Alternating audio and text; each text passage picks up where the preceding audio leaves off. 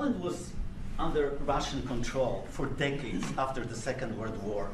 When I was a kid, I looked at the United States not only as a most powerful country, richest country in the world, the country that has great music, great movies. And now I'm talking with my friends in Poland, and they are worried that you align yourself too much with Putin. What's your message for them?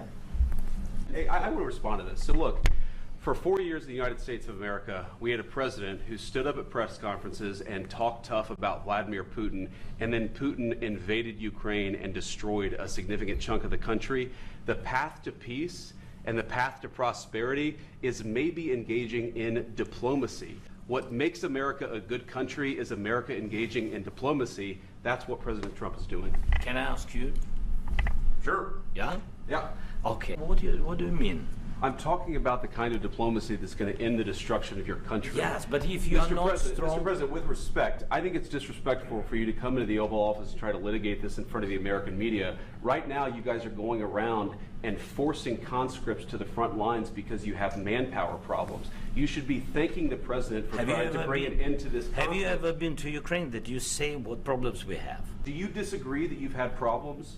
What? Bringing people into your military? We have problems. And do you think that it's respectful to come to the Oval Office of the United States of America and attack the administration that is trying to prevent the destruction of your country? A lot of questions. Let's start from the beginning. Sure. First of all, during the war, everybody has problems. Even you, but you have nice ocean and don't feel now, but you will feel it in the future.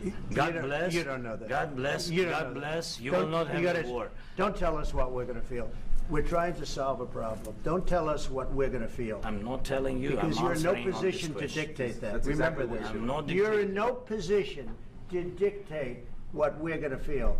We're going to feel very good. You will feel influence. We're going to feel very good and very strong. You will feel influence. You're right now not in a very good position. You've allowed yourself to be in a very bad position, and he happens to be right about it. From the very beginning of the war. You're not in a good position. You don't have the cards right now. With us, you start having cards. But right now, I'm not playing cards. Right now, you don't. Yeah, you're playing cards. Mr. President. You're playing I'm very cards. serious, Mr. President. You're I'm playing very cards. serious. You're gambling with the lives of war. millions of people. You're you gambling with World War III. You're gambling with World War III. And what you're doing is very disrespectful to the country, this country. Have you said thank you once this entire meeting? No, in this entire meeting, have you said thank you? Please, you think that if you will speak very loudly about the war, you can... He's not speaking loudly. He's not speaking loudly. Your country is in big trouble. Can I Wait a answer? minute. No, you've done a lot of talking. Your country is in big trouble. I know. You're not winning. You're not winning this.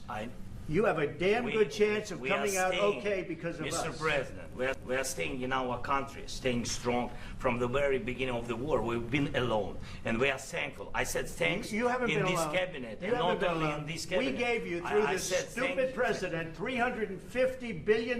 You voted we gave for you your military equipment, and your men are brave, president. but they had to use our military. What about if you didn't have our military equipment, you invited if me you to didn't speak. have our military equipment, this war would have been over in 2 weeks. In 3 days, I heard it from Putin. In 3 days, this is something maybe new. less. In 2 weeks, of course, yes. It's going to be a very hard thing to do business like this. I tell you. To say thank you. I said a lot of times thank you to American people. Except that there are disagreements, and let's go litigate those disagreements rather than trying to fight it out in the American media when you're wrong.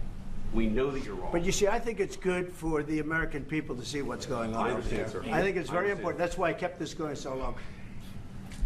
You have to be thankful. You don't have the cards. Thankful. You're buried there. Your people are dying. You're running low on soldiers. Listen, you're running low on soldiers.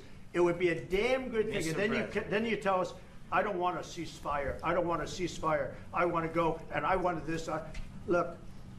If you could get a ceasefire right now, I tell you, you take it so the bullets stop flying and your men stop getting killed. Of course, we want to stop the war. But you're saying you don't want a ceasefire. But I said to you, I want a ceasefire. With guarantees. Because you'll get a ceasefire faster than an agreement. But you're either going to make a deal or we're out. But you don't have the cards. But once we sign that deal, you're in a much better position. But you're not acting at all thankful.